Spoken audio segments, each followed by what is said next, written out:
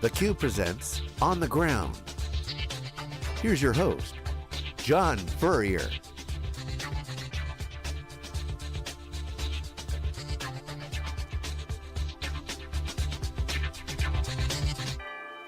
Hello everyone, I'm John Furrier with SiliconANGLE theCUBE. We're here in San Francisco at the Ritz-Carlton for the exclusive coverage of Amazon Web Services. AWS's big announcement with VMware's CEO, Pat Gelsinger, with the CEO of Amazon Web Services, Andy Jassy here, on the big announcement of VMware managing a cloud on Amazon, a lot of good stuff. And our next guest is Terry Wise, who's the Vice President of Global Alliances. Great to see you. Good to see you, John. Thanks for having us. So you're the man about town. Andy came on stage, obviously delivered a great performance. Kind of humble, like he always is, but this is a really big deal, and you guys obviously killing it on the public cloud. But this is like, you know, almost sweeping the doubleheader. You know, game one, you win the public cloud. Game two, enterprise cloud is pretty much in your back pocket with the size of VMware. You got to be happy with this deal. Yeah, we're very pleased with it. I mean, if you look at it, we don't look at it in the terms you just articulated. Find it certainly entertaining, but we really look at it as how we're going to best serve customers. And at the beginning and the end of the day, this all came about, really by customer demand. You heard both Andy and Pat talk about it. Enterprise customers have been talking to us for years. Hey, we want to run these workloads across multiple environments. Help make that happen. And now is the right time and place, and the right market conditions to make that happen. Good, yeah, tongue-in-cheek aside, nice political answer on the Amazon front, but in reality, we've been covering both Amazon and VMware, both in a very deep way over the past years. And I was questioning myself, why is Andy Jassy coming to San Francisco to announce a deal with VMware? It seems like VMware is groping, a lot of criticism on the false starts of the cloud. I obviously knew something big was going on, so I felt that. But my question, but you're innovating so much at Amazon. Mm-hmm. Why slow down and go work with VMware? Obviously, it's the customers. Talk about the customer impact, because this is important. It's not that you guys are straying from the vision of AWS, which is in the cloud, a lot of innovation, sets of services. Is this just another service for AWS? Well, it's another service, but it's a very different service. And to your point, this is really going to accelerate customer adoption. We're going to make it easier for enterprise customers to move to the public cloud environment because they can leverage the same software licenses, skill sets, and tools that they've used to virtualize and build private clouds. So now it naturally extends into the AWS environment, and it should help everybody move faster and get all the goodness and the benefits of the cloud much quicker. So you had two customers on there on the stage. One was Western Digital, and they got a huge integration. It's interesting, the use case for him was analytics. Yes. So that's an Amazon benefit too. Sure. So it's not just VMware. So the deal is VMware customers get to run the VMware stuff onto Amazon. So you give them a lifeline for their business models. Raghu was alluding to, I was being more specific, this allows them to preserve their licenses, as well as give their customers a bridge to the future. But the reality is there's a ton of services on the Amazon side that they're going to take advantage of.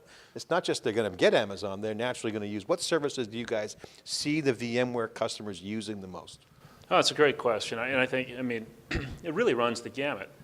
If you look at, analytics for sure. I mean, that's a no-brainer. If you look at more of the innovation use cases that are happening around IoT, the things that don't fit the use cases that don't fit nicely into kind of your private data center because of the constraints that you have there.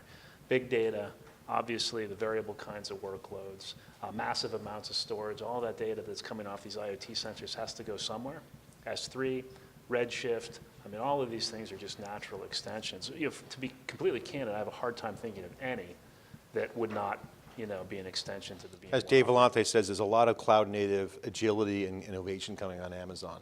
How is that going to connect into the VMware? So the customers just say, hey, I'm a VMware customer. I'm now going to use vCenter, and I got all my comfortable dashboarding and tooling and stack technology of VMware. Mm-hmm. Now I go to Amazon. I just plug into Amazon services directly? Yeah, so I'll have an AWS account that's going to spin up the AWS native services. We'll run those alongside the VMware offering.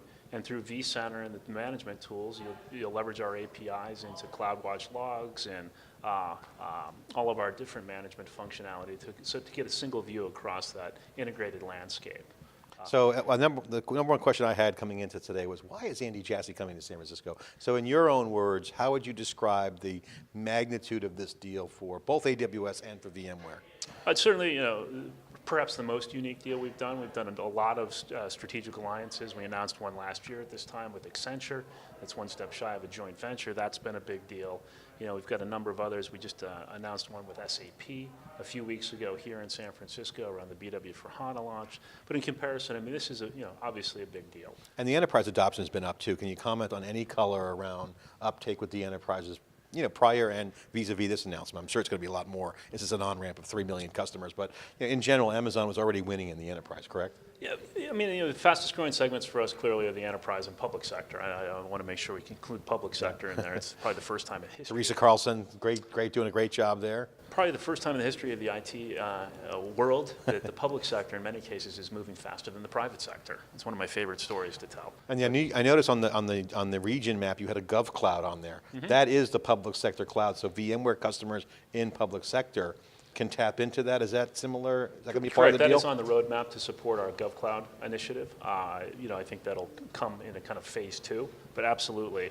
And what we're finding too is most of the governments we're working with now and government agencies don't require GovCloud. They actually want to run in our public cloud because it's equally secure, more capacity, more flexibility, more choice. Terry, thanks so much for coming on, sharing your thoughts here at the exclusive announcement. In a nutshell, what's the big takeaway for AWS folks, customers, and VMware customers? What's the key message that you'd like to share? I think today we're even more relevant than we were yesterday in terms of the ability to actually serve an enterprise customer's full suite of workloads, faster, more innovative, and cost-effective. Awesome, great. Thanks so much. Appreciate your time. John Furrier here in San Francisco at the Ritz-Carlton for the exclusive Amazon Web Services and VMware big partnership. Thanks for watching.